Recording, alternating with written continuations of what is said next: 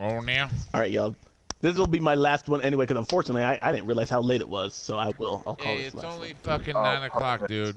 Take a 5-hour energy Maybe drink. We're where gonna you do this live. for a while. Okay, so All right, good here night. we go.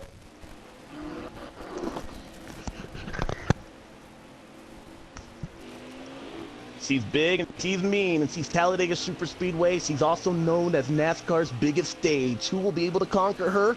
We find out in 6 laps. The green flag is out. We're racing to Talladega.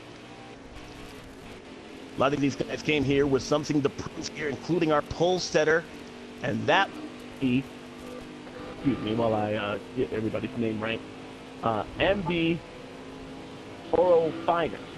Marlboro's finest. Marlboro Fox, there we go. Right in front of our last lobby defending race winner, that's SnakeOilSalesMen up there in the second position. But a lot to be desired after an untimely crash by the 5-car or pole sitter there, Jim. You were able to talk to him earlier today. Yeah, Matt, he was kind of hitting on himself. He didn't know exactly what happened. Some slight contact there that happened that sent that car wide. They brought a brand new car, and they were very happy, obviously, with the race pace and speed inside of it. So he was able to start on the inside row with the pole here today. But the goal for this team is to finish in one piece and finish inside that lead pack. Right now, as we see a slight contact in the middle of the pack, that 5-car, no complaints. We'll see if he can get it done here today. Another competitor that's also looking to rebound after having an untimely finish and end to that race is the 18 of Kyle Busch. He's not made up any ground. Jim, what are they saying about lifted Chevy?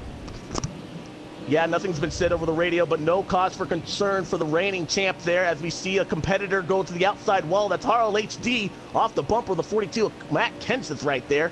Able to gather it up, but the 18 of Kyle Busch, he's trying to keep himself out of trouble. So far, that's easier said than done. You can avoid that if you're in the back of the pack, but the problem is when you're in the back of the pack, you usually have to avoid the trouble that's in front of you. Right now, the 18 of Kyle Busch running along in the 7th position. He has 4 laps to work his way up to the front. We'll see if he can get his first win since 2008 here at Talladega.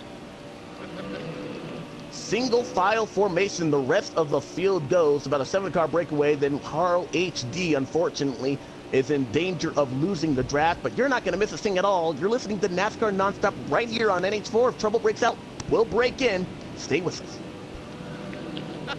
Our racing coverage today is presented to you by Goodyear. All the grueling demands these tires face in race inspires what they roll into yours.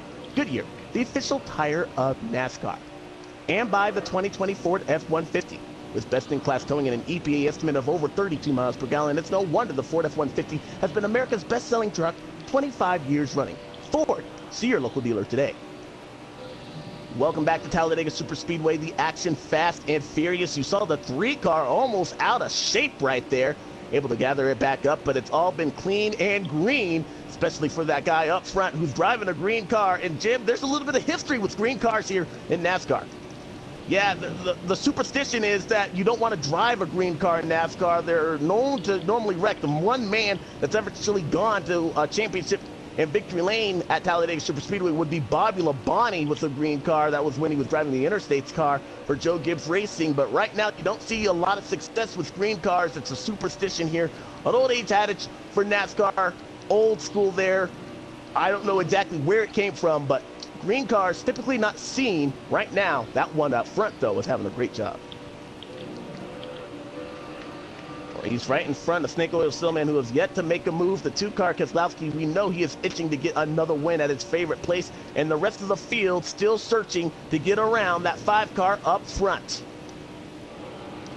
42, the great one forever, Matt Kenseth, has never won at Talladega Superspeedway, has a couple of Daytona 500 wins at the sister track back in Florida. He would like to get a win, his first for Chip Ganassi Racing here in the 2020 season. They're all going to face the white flag this time by. It'll be 1 lap to go. Presented to you by Credit One Bank. SnakeOilSalesMen trying to do something that hasn't been done since the 2007 season, and that's win 2 Talladega races back-to-back. The last man to do that, Jeff Gordon, that entire season that year. Now the 2-car Keselowski trying to get some drafting up, looking behind him. Did the 3-car come to aid him? Not going to be enough. The 3-car looked outside, nothing there. He gets back underneath. Now the 2-car goes to the outside. A little bit of a block by the 5, and Salesman trying to break up the draft. He'll try to get a run here as they head into turn 3. Side by side, the 2-car Keselowski up, couple of reigning champions. The 18 Kyle Busch 3 wide as they make it through Turn 4 for the final time, the 5 car. Here comes Salesman to the outside. Here's Stone Cold Gus as well. He'll push the 5 cars. They're beating and banging. They're door to door. Salesman to the outside. It'll be enough. Another last lap pass, and the 69 car gets it done. 2 for 2 at Talladega. Heard what I said? God damn. I love it. God, guys, we could have done a lot better than that. Jesus Christ. I Alex, can't believe you no one were wanted to go to the amazing. outside. Speaking of Jesus Christ, No, I I'd like to mean- dedicate this win to him. He's my Lord and Savior. God.